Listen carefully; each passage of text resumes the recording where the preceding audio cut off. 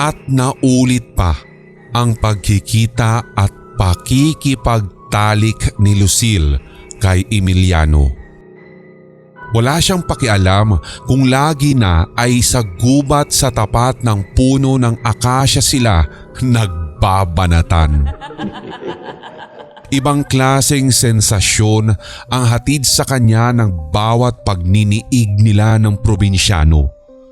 Ito lamang ang lalaking nagparanas sa kanya ng ibayong kaluwalhatian at alam niya kung bakit.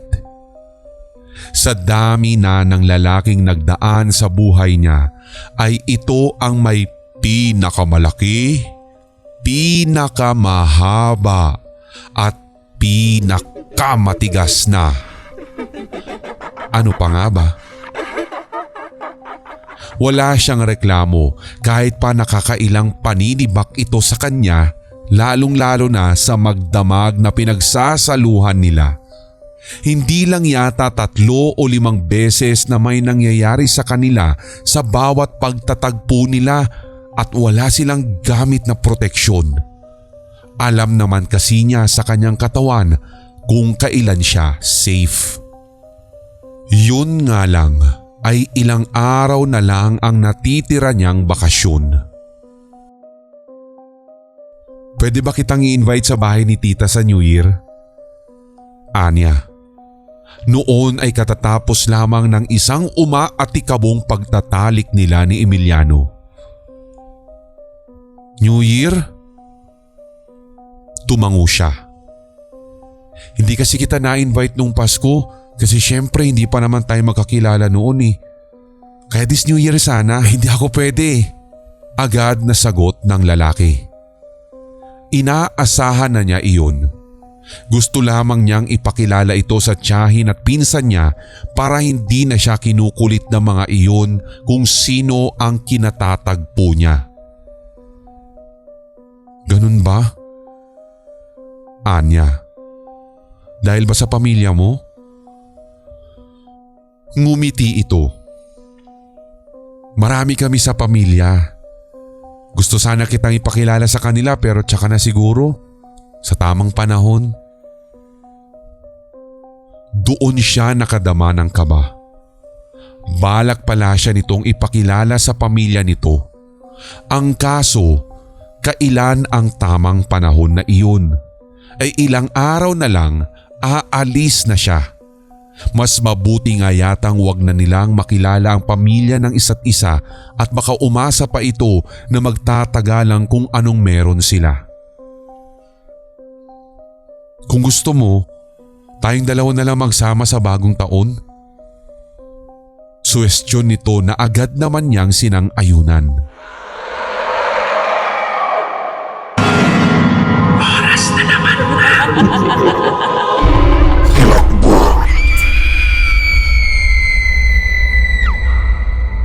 Hindi pinansin ni Lucille ang sigaw ni Tia Paz nang siya ay lumabas ng silid. Noon ay 4:00 na ng hapon ng December 31. Bisperas na ng bagong taon. Oh, saan ka na naman pupunta, Lucila? Galit nitong bulyaw habang hinahabol siya pababa ng hagdan. Diyan lang, tita. Babalik bukas. Babalik ka bukas. Natalia, halika rito at samahan mo tong pinsan mo. Kaya ko na sarili ko, tita, okay? Ibigay niyo naman na sa akin ito. Ilang araw na lang at babalik naman ako na Maynila. Agad siyang tumalikod at nagmamadaling lumabas ng bahay pagkasabi nun. Dumiretso siya sa kagubatan. Sa tagpuan nila ni Emiliano sa puno ng akasya. Kaagad siyang sinalubong ng maalab na halik ng lalaki pagkakita pa lamang sa kanya. Noon ay may araw pa. Ngunit nagmamadali na nilang inalis ang saplot ng isa't isa upang muling magsalo sa isang mainit na bakbakan. Natatawa pa siya nang sabihin kay Emiliano na sabayan na nila ang putukan sa bagong taon. Napangiti lamang ito at naiiling na pumayag. Pagpatak nga ng 12 ng hating gabi ay sabay pa silang napaungol sa kaluwalhatian. Ngunit kasabay ng ligayang nadama ni Lucille ay ang paggapang ng kilabot sa kanyang katawan. Wari kasi niya ay nag-iba sa kanyang paningin ang anyo ni Emiliano. Mula sa maputi, gwapo, ala Jason Momoa nitong buhok at manipis nitong anchor beard, ay tila ba nagmuka itong taong grasa na nanlilimahid at may malagkit na buhok. Napakurap lamang siya at nagbalik ang makalaglag panty nitong anyo. Gayunpaman ay may naramdaman pa rin siyang takot sa kanyang kaibuturan. Pakiramdam kasi niya ay mas lumalaki at namamaga sa loob niya ang pagkalalaki nito. Akmang itutulak na niya si Emiliano, ngunit ito na mismo ang kumalas sa kanya. Napangiti na lamang siya ng bahagya at maya-maya'y nagwika si Emiliano. Bigla ko lang naisip, gusto mo bang sumama sa bahay namin? At nang makilala mo na ang kaanak ko? Siguradong matutuwa sila kapag nakilala nila ang babae makakasama ko habang buhay. Noon ay nabura ang ngiti sa kanyang mga labi. Seryoso na nga yata ito. Kaya naman sinabi na niya ang katotohanan. Ano kasi, aalis na ako sa Makalaway. Babalik na ako ng Maynila. Kailan ka naman babalik dito? Maagap na tanong nito. Napakamot siya sa batok. Isa-isa na niyang dinampot ang mga damit at isinuot. Matatagalan siguro. Sa Manila naman kasi talaga ako namumuhay. Nagbabakasyon lang ako rito eh. Casual niyang sabi. Piting nananalangin na wag nitong ikagalit ang lahat. Malay ba niyang kasama na pala sa plano nito sa kanilang dalawa ang forever? Kung kaya't kalmado na lang sinabi ng lalaking, ayos lang yan. Babalik ka rin naman agad eh. Tumayo na rin ito at nagbihis. Halika na. Hinahanap ka na ng pamilya mo para magdiwang ng bagong taon. Napangiti na lamang siya. Mabuti na lamang at magaan ang pagtanggap nito sa kanyang sinabi. Ngunit nang sumunod na araw ay walang Emiliano na nagpakita sa kanya. Binaybay na niya ang kagubatan. Naghintay sa kanilang tagpuan pero walang lumitaw na Emiliano. Di yata't siya pa nga ang nang-ghost. Nagpunta siya sa tindahan at nagtanong sa ali roon kung alam ba nito kung saan naninirahan ang lalaking kasama niyang tumambay sa tindahan nito. Abay, hindi. Kailan ko lang naman nakita yung palaboy mong kaibigan? Nito. Pagak siyang napatawa. Palaboy ho? Mukha bang palaboy sa inyo yun? Ang gwapo nga. Ang ali naman ang napatawa. Patatawarin ka naman, Ineng. Ganoon pala ang gwapo sa inyo mga tiga Maynila? Ay mukha sigurong artista para sa iyo ang asawa kong bungal ano?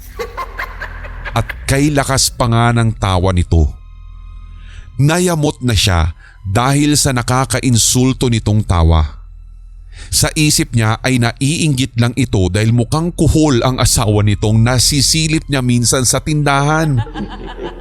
Umuwing bigo sa bahay ni Tia Paz si Lucille. Nag-aalala siyang hindi na makapagpapaalam pa kay Emiliano dahil bukas na ng tanghali ang alis niya. May pasok na siya sa January 4. Malay mo naman, biglang humabol sa bus yung macho guwapito papi chulo mo. Ani Natalia habang tinutulungan siyang mag-empake ng mga gamit. Napahalumbaba siya sa bintana. Sana nga, hindi ko pa naman alam yung number niya. Weird ha? Halos lahat ng kakilala ko rito may cellphone na. Baka naman may tinatago yung Emiliano mo. Napalabi siya at, Shing, huwag na nga siyang magpakita sa akin kung ganun. Natawa naman si Natalia at, umuwi ka na lang rito sa Holy Week. Baka magkaroon pa ng continuation niyang Christmas romance niyo. Napangiti siyang muli at, magandang idea yan ah. Pero sana makita ko talaga siya bukas. Ngawa pa rin niya. At hindi naman siya binigo ni Emiliano. Kinabukasan nga, bago pa man siya makasakay ng bus pa Maynila, ay nakita niya itong nakahalo sa iba pang pasahero. Kitang-kita niya agad ito dahil sa tangkad nito. Patakbo siyang sumugod sa lalaki. Kasunod naman niya si Natalia na atat itong makilala. Emiliano! At niyakap pa niya ito ngunit hinila siyang bigla ni Natalia. Lucille! Okay ka lang ba? Manghang bulalas nito at ang itsura ay tila ba gulat na gulat. Bakit ba? Asar niyang turan bago nagpumiglas sa hawak ng pinsan. Umayos ka nga, nakakahiya kay Emiliano oh. Nagpalipat-lipat ang tingin nito sa kanya at kay Emiliano bagong ngumiwi. Ito yung pinagmamalaki mong macho guwapito papi chulo mo? Mas pipiliin ko pa si Mang Trebot na mister ni Aling Sosa na may tindahan doon sa kanto. Lucille naman, saksakan naman pala ng pangit ang taste mo sa… At bigla na lamang itong nanahimik nang lumipad ang tingin sa lalaki bago naglakad palayo sa kanila. Mangha namang nakamata si Lucille sa papalayong pinsan. Hindi siya makapaniwala sa mga panlalait na lumabas sa bibig nito. Nang mapatingin siya kay Emiliano ay titig na titig ito kay Natalia. Abot-abot ang paghingi niya ng paumanhin sa inasal ng kanyang pinsan pero ngumiti lamang ito at sinabing ayos lamang ang lahat. Tinangka niyang kunin ang cellphone number nito pero wala raw ito noon. Bumalik ka na lang kaagad. Makahulugan nitong wika bago siya hinalikan sa noo.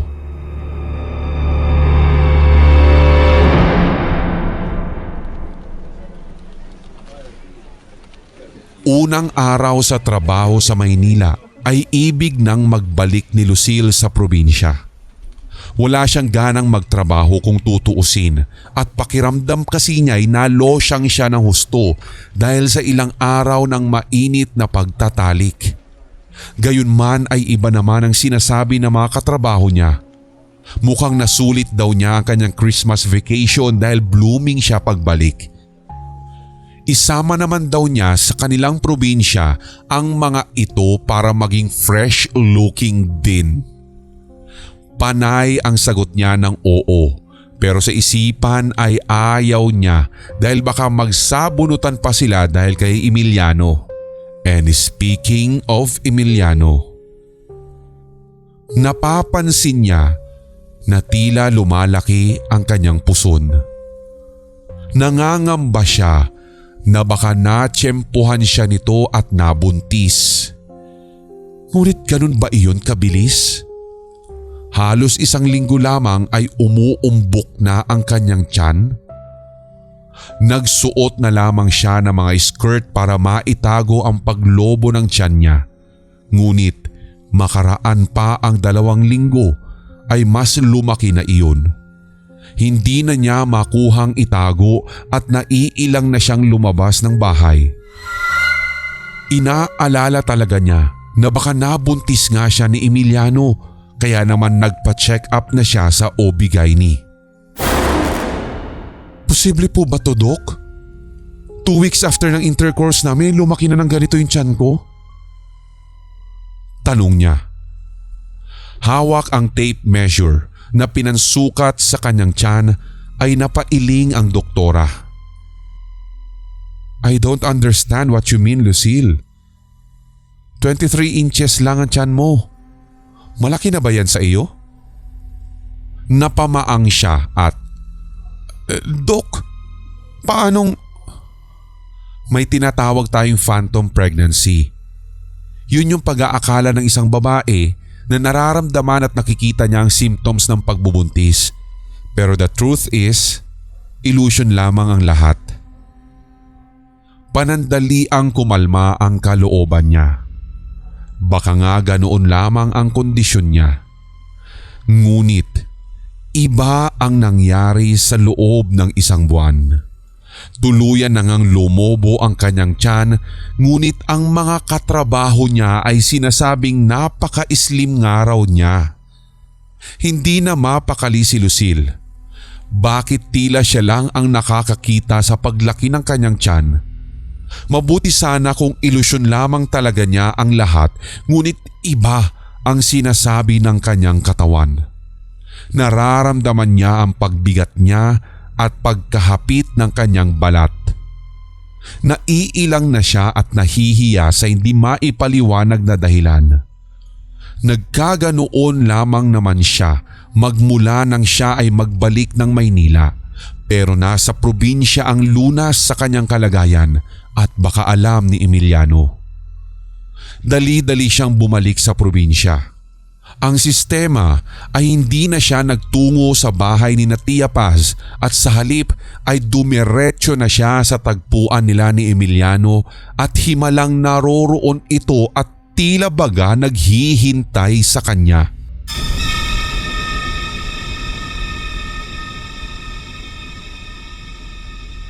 Sabi ko naman sa iyo babalik ka kaagad. Nakangiti nitong wika. Noon ay halo-halo na ang nararamdaman ni Lucille. Takot, pagkalito, galit. Anong ginawa mo sa akin, ha? Ano ka? Ano itong nasa tiyan ko? At bumuhos sa kanyang ala-ala ang sinabi ni Tia Paz na marami raw kababaihan sa lugar na iyon ang nabubuntis na mga maligno, engkanto at kapre. Nag-unahan sa pag-agos ang kanyang mga luha na tila umalon ang tiyan niya nang hawakan pa iyon ni Emiliano. Ito ang aking bagong bunso. Anito sa mas malalim na boses. At pagkasabi nun ay isa-isang nagsulputan sa paligid nila ang hindi niya mabilang na photocopy ni Emiliano. Salamat sa pagpapahiram ng iyong bahay, bata. Anas nito sa kanyang tenga. Halos masuka si Lucille nang maamoy ang tabako sa hininga nito at nang kanyang lingunin ang lalaki ay ang imahe nitong saglit niyang nakita noong sila ay nagtatalik ng bagong taon ang siya nang bumulaga sa kanya. Ang nanlalagkit na taong grasa na may malapad na ilong, maitim at magaspang na balat, makapal at dikit-dikit na buhok at malalakit na ninilaw ng ngipin. Tumaas din ito ng ilang talampakan at ilang sandali pa ay ganoon na rin ang itsura ng mga photocopy nito. Kapre. Isang kapre pala ang kanyang macho guapito papi chulo na siya lang ang nakakakita. Ang tindera at maging si Natalia ay nakikita ang nanlilimahid nitong itsura. Kaya pala pangit na pangit ang mga ito kay Emiliano. Gayon na lamang ang tili ni Lucille na siya pang bumasag sa katahimikan ng kagubatan.